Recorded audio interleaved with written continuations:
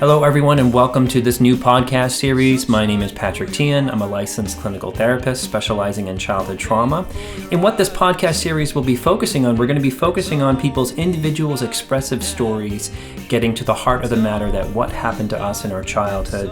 We're also going to be omitting a lot of clinical jargon and just focusing on the story, not the diagnosis. And we're also going to focus on the relationship recovery process, which is the model of childhood trauma therapy that I do. It was developed by Amanda Curtin, LICSW, and is also known as RRP. So let's get into this episode.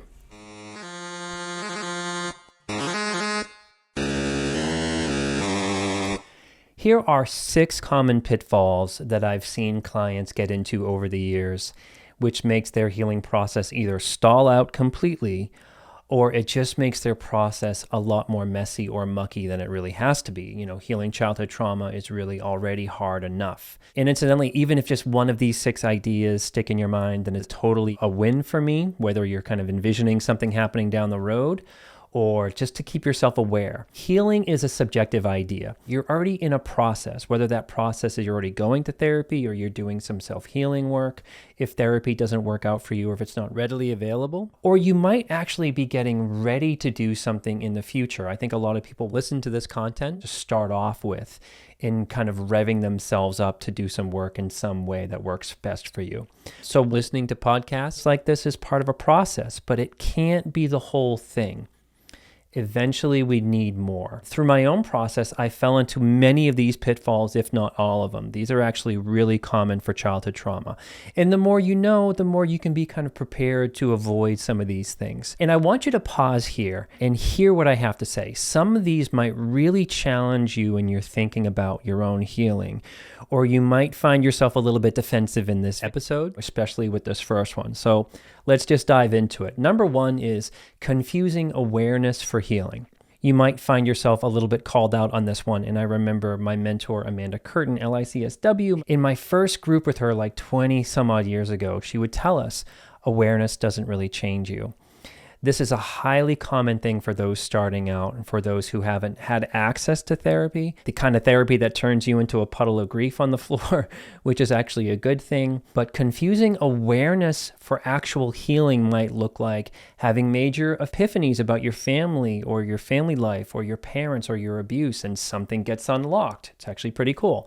Reading self-help books that feel like they're telling your story, and you finally feel like you've got a name or a grasp on why your family is like that and why you're like that or why you have messy reactions or issues. Another is researching and having a near PhD level in personality disorders for having spent years online in the thick of that world.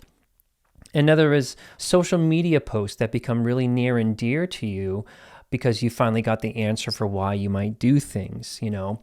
Now what though? After you see those posts, sharing ideas is actually just a tiny, tiny portion of what therapy actually is. So awareness is actually incredible. It can clear up confusion. It can make you feel like you're part of a movement of survivors. It can bring immense relief to you. But the pitfall here is walking away with all that knowledge thinking it's all you need, when we really need a lot more. We need someone to witness our grief. We need someone to witness our rage or hear our story out or help us not behave from a place of trauma responses. Actually, the healing of being able to tell your story in front of a safe person who can take it all in. Childhood trauma is really relational abuse that requires relational healing. I know that that's not going to feel good for many of you. A really tricky part to this pitfall is that as childhood trauma survivors, we can be highly independent. And we grew up in a vacuum where it was all on us. So it can feel good to just try to do your own research and get all your answers that way. You're probably a million times better off, but the psychoeducation or ideas probably won't make you trigger-free or maybe even a better partner, the partner that you want to be, or to stop your inner child from running your life from a place of trauma. The pitfall here is that I see people believing that because, say, for example, they fully understand their toxic family or how trauma is stored in the body, then they're done. What about how we still might project onto others our toxic parents or our trauma story or our doing that, projecting onto friends, partners, and bosses, or even onto ourselves, and even the way we might either get super reactive Or we might make ourselves really small and people please. All the memes in the world about people pleasing might not get you to be able to heal and stop those behaviors. So that's what this pitfall is all about. And when we think we're all set because we're aware of our issues, it's kind of a big setup when the mess comes back into our life and our trauma is again mucking up our present lives. I'm not saying that awareness is pointless.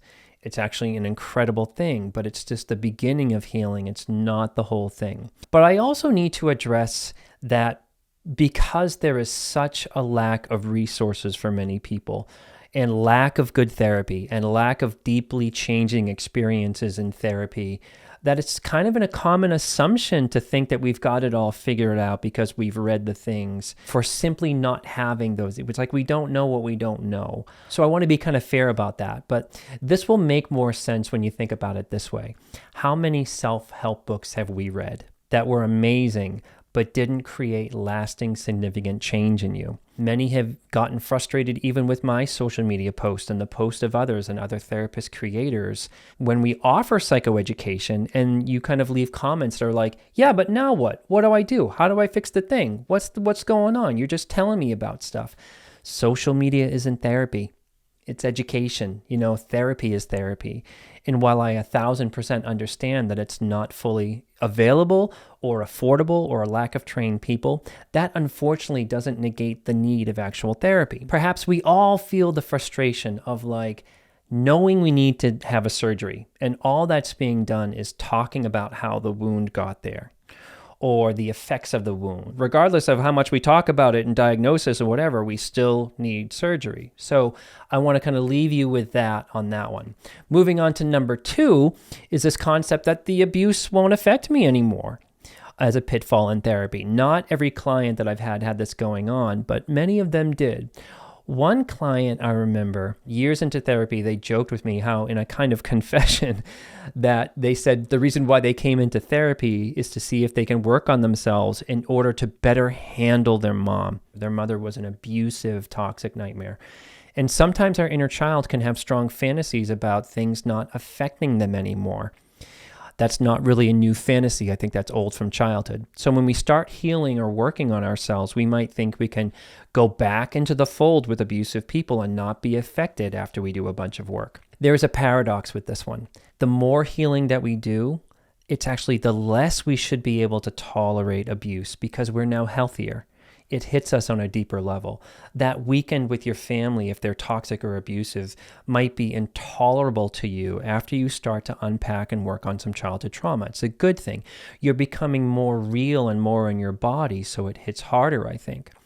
You can be less affected, less triggered after a lot of time in therapy, but family toxicity usually doesn't change unless they're working on themselves, which is highly unlikely, right? Also, I think after a lot of significant healing work is done, you're way less interested into making yourself the sacrificial lamb and spending a week with your family just 'cause.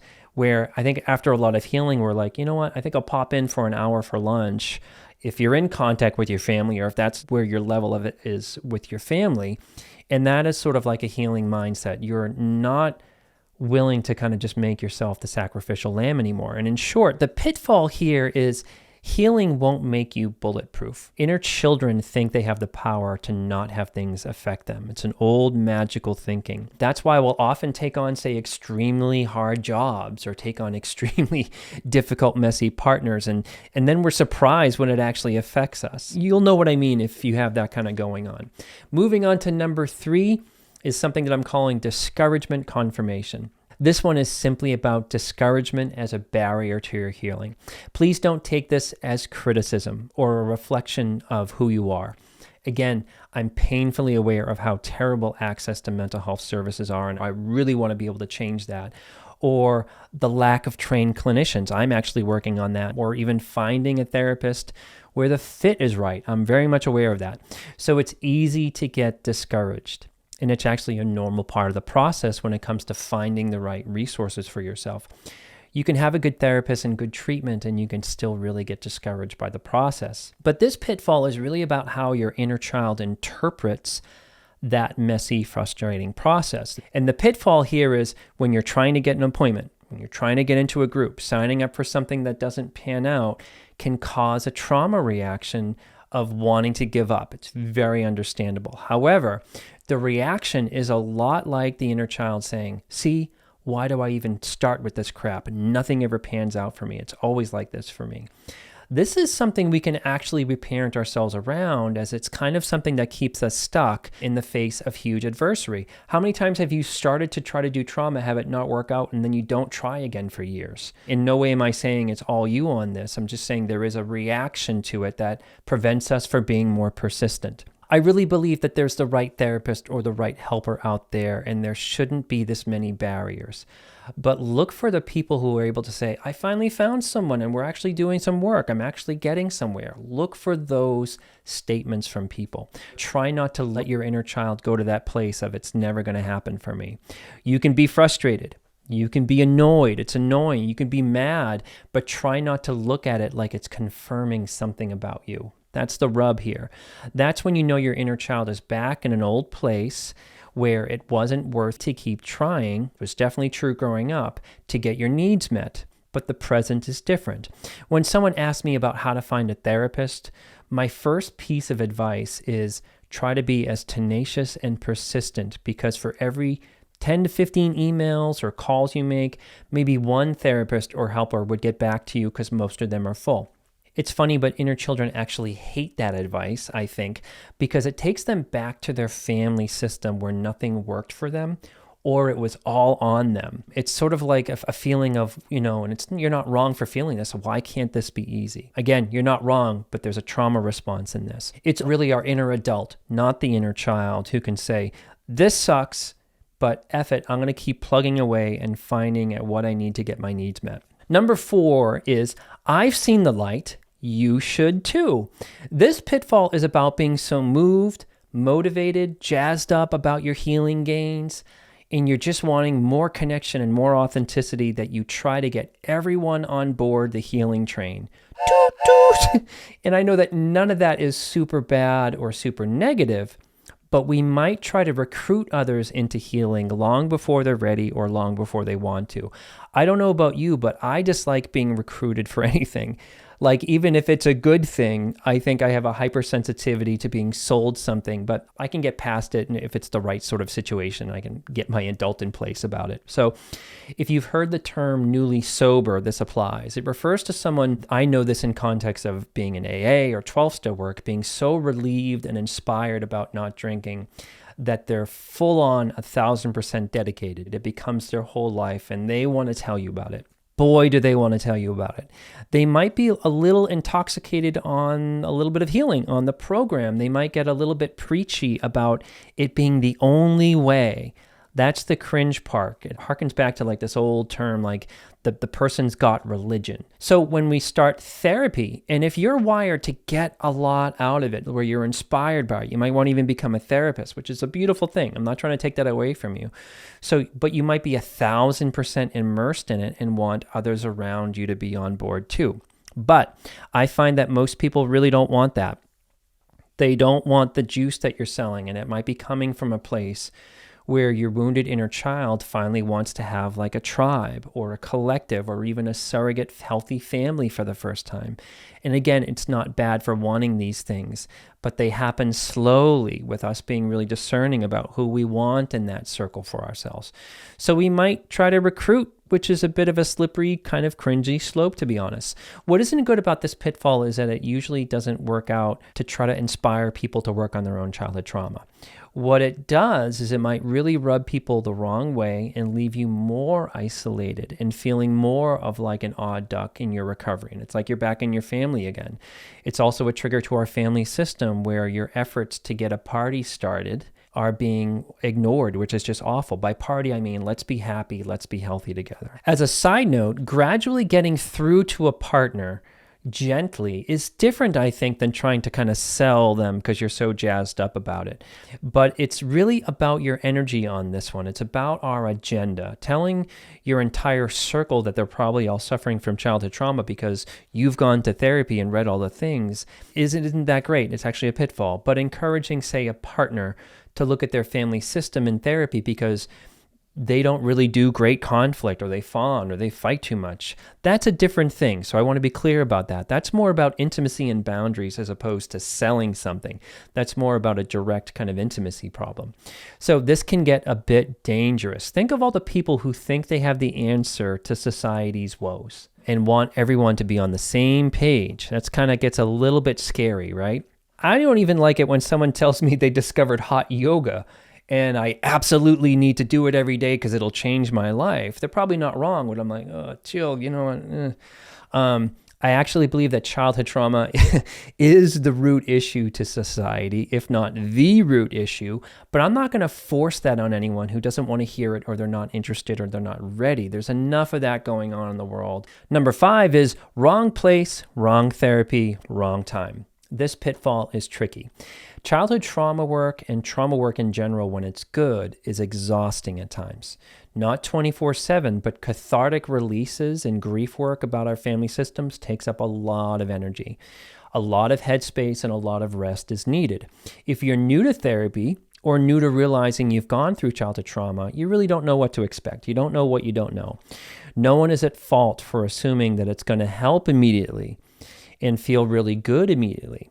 But in my experience in the beginning, you dip into more depression and anxiety and stuff before you kind of level out, I would say, in the first 3 to 6 months of getting acclimated to weekly therapy. I'm generalizing there. That's the kind of like the trauma work model that I do. So it might be different for different models. So this is a common pitfall about setting yourself up for success instead of getting freaked out and having a number 3 discouragement experience, or a number 6 is what I'm going to get into next. Here's what I mean. You most likely know that you need to do some work on your childhood trauma if you're watching this video. You've got the right problem in your mind to work on, but are you in the right place? Are you in the middle of a nasty acute divorce or a legal battle with family that takes up so much of your headspace and is triggering and profoundly activating? A supportive therapist in that situation would be very helpful, but that it might not be the right place in your life to delve into the horrific relational, emotional attachment abuse from your mother. Are you in the right place to do childhood trauma work or trauma work if you're still living with or really engaged with an abuser on a daily basis? Probably not. It's hard to tell our inner child that things are going to be different when they really aren't any different. Picture getting off a hard therapy session with a good enough trauma therapist, and you turn and you walk into your kitchen, and there's your toxic mother interrogating you about what you're talking about with that therapist. What, God, what are you talking about? I was listening, all the while you're trying to reparent your inner child that you're not powerless anymore about your mother, but then your mother's in the kitchen making you go to the fawn response. It's a mess, and that's what I mean by that. So I believe people need to have some headspace available and some safety in their life before kind of getting into some deep trauma work. It's hard enough, but if you have a huge present stressor in your life, it might be too much of a setup for you and not make it work out. More about the right time. If you are 2 weeks away from taking a nursing exam or the bar exam, or you're in the middle of a divorce, like I mentioned, it's not a good time maybe to dive into hardcore trauma, and you'll need some support. And as a side note, like the beginning, it's not like you're going to dive into the first couple weeks with a trauma therapist into some really hard nitty gritty, hopefully. There's usually a slow wind up, but I think that these still apply in terms of what's going on in your life. A good therapist would read that you and maybe want to slow things down, but I think many survivors are maybe impatient to get things going. Like they've had a therapist before who didn't want to go there, so the clients are really raring to go, but their present life is kind of on fire. And I know it's frustrating, but having too much going on in the present makes diving into our past super non-productive, I think. The right therapy, I could go on and on about this, from a place of frustration with my field and lack of resources, like I mentioned. The general public is not wrong to assume that any therapist should be able to help them with some level of trauma. However, most kind of can't, and they don't have an in-depth training, in my experience, that goes deep and is effective. The therapist isn't bad. It's like they're a mindful therapist. They're not trained in trauma. It's not their wheelhouse. They're not bad for that. So should every therapist be a trauma therapist? That's kind of silly, but there are some amazing therapists out there of all types. There's also some really bad ones out there, unfortunately. And then there's ones who aren't really that trained. But we assume the field is like doctors who generally can manage or refer out to what you need. That's kind of not the case with therapists. So the right therapy means if you're seeing someone you like for 2 years and you're just doing CBT with them, but you want to take a deep dive, you probably aren't in the right therapy. If you're seeing someone you love who has gotten you through some really rough times and they are trauma informed but not trauma trained and have a model, you both might be waiting for the trauma epiphanies to come up when they actually don't. It's like a little bit of a staring game sometimes.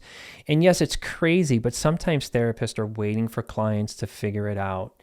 And I totally disagree with that, and I know that that's frustrating.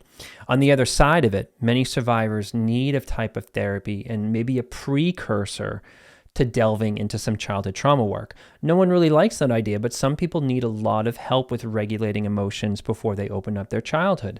You might need some time with CBT or DBT or mindfulness or somatic work to set you up for more success. Sometimes people just need to be comfortable with a therapist in the room for a long time because trauma is so relationally damaging. I know it's frustrating, but things do need to be in alignment. Like the stars are in alignment. Not perfect, but to be thoughtful if this is the right time for you, if you have the right resource, the right headspace, the right calmness in your present life to bring on something like doing that work. As a side note, I'm not trying to scare anybody. All clients are going to have a hard time in the beginning of trauma work and they acclimate really well. But I've also had clients who have had to leave prematurely because they just have way too much going on or they need something else or the trauma work is too activating and we've paused and talked about it and they might need some time in CBT or something like that, especially if they're totally new to therapy. They were earnest. They were gung-ho, but it just wasn't at the right time, the right resource, the right place for them, despite the miracle of getting someone like me on the phone to set up an appointment. So what's the pitfall here is not being thoughtful about maybe or aware of what you need and getting freaked out and wasting your time and resources can make us go into a shame hole. There I go again. I can't handle anything. I'm never going to try therapy again. I don't want anyone to have that kind of experience. And you're back to like number 3. That's not good for everyone. And most importantly, number 6, the biggest one here is stopping once you start feeling better. This is really an inner child thing about sabotage, I believe. So a common pattern for this one is, say, when a client comes into therapy after hitting some kind of bottom of sorts with their trauma or some horrific situation comes up in their family system that spells everything out, like a wedding or whatever, and they seek out the resources to get help. They want to start doing some therapy. They start to do some work with a therapist. They gain some insight. The upset from the beginning stressor dies down. The initial mess kind of dies down, and they're feeling better. Therapy can be like that. It can be a place to get support in a crisis. But if you want to work on childhood trauma and really do some deeper work, deeper changing, it takes a while. It's got a lot of ups and downs. You'll get sick of rehashing, even when you're with a really good therapist doing good work. You're going to feel a lot of deep, messy things. So it's understandable to want to feel better, but just like with number 1, clients who now have some awareness, but the awareness doesn't change us. So the client does a pause in their therapy and they sort of go, maybe later for that bigger stuff down the road. This was good for me for now. So, but the patterns they experience don't change. And while they might feel better in the moment, a breakup down the road might tank them again, or another abusive family situation might come up again. You know, there's always the next family holiday and the next kind of S show to kind of contend with. And the client hadn't gotten to a point in their therapy to be able to not lose their truth or not lose their power or not go into a shame hole or depression when these things happen. Then there is shame about then they're criticizing themselves for leaving early, like, why, you know? And the inner child piece here is going back to an old way of dealing with our feelings just like we did as kids. I feel better, so the issue must not be an issue anymore. It's a really old thing. And there isn't really enough time in therapy to get a solid adult in place to kind of check that thinking. It's like when we were 7 and there would be like a horrific weekend or a horrific birthday party with a toxic parent. But then 3 or 4 days down the road by Tuesday, things have kind of died down. We're back to the status quo. Maybe even the parent is in that rare good mood. And the child lives from moment to moment. And they're just like, oh, well, now things are great. So it's a really an inner child kind of experience, I think, with this one. There's a bit of magical thinking. that the huge issues that were so dysregulating have now gone away when they're just going to come back later, unfortunately. And again, there are a million valid reasons for leaving therapy early. The wrong therapist, wrong treatment, money issues, not feeling ready, job stuff, relocating, but I'm not talking about those in this one. The pitfall here is you've done some footwork. You've getting into some of this work. You've landed in somebody's office. You've bought a course. You've started the course. You're having some kind of experience and things are kind of hitting you, but then you're leaving with it only partially complete. The pitfall here is really self-sabotage. You're already there. You're doing the kind of footwork. You've done the footwork. Try not to kind of bomb out of it. Try to be mindful about what story is in your mind. What story does your inner child have about maybe leaving before bigger work is being done? Is it a story that's like later for that? Or I don't really want to feel this bad stuff, to be honest, or I'll come back to it at some point, or not wanting to go there about how bad it was or still is. These are all things to consider. And the more you kind of talk about it, like journal about it, talk about it with the therapist, talk about that resistance rather than the resistance just kind of taking over. That's kind of like what I think about it. So some final thoughts. Again, not trying to disappoint anybody or freak anybody out. I'm just trying to challenge our assumptions about what healing might look like. So a little bit about healing in the process of therapy. Healing is really a subjective idea, but it's a process. It's different for everybody. But I generally think of it as taking action towards reducing pain, anxiety, depression, beliefs, stuck places, examining therapy roles, taking action on reclaiming a sense of self, sense of identity, reclaiming the ability to be intimate with others in various ways. And I love this one about having some mastery over our triggers, or having things not be such a trigger anymore, and taking on kind of a not such a grim outlook on life. Not saying super positive, but like not so dark. And it would be nice to have peace, to know that your abusers were wrong about you is another part to this. In your deepest self, to know that you were a good kid and it wasn't about you in your deepest self. It's really nice. Really is nice to be living in the present with those things going on. It's a long process, and I think it should be long, because in terms of childhood trauma, the person was usually experiencing the abuse and dysfunction all the way through our first 20 years of development. So it's not going to be a weekend. It's not going to be 3 months in therapy. It's going to take some time. Not going to be not forever, but it's not going to happen in 6 months. It's definitely not going to be happening in a weekend retreat. So I voiced this podcast in context of really psychotherapy and for childhood trauma.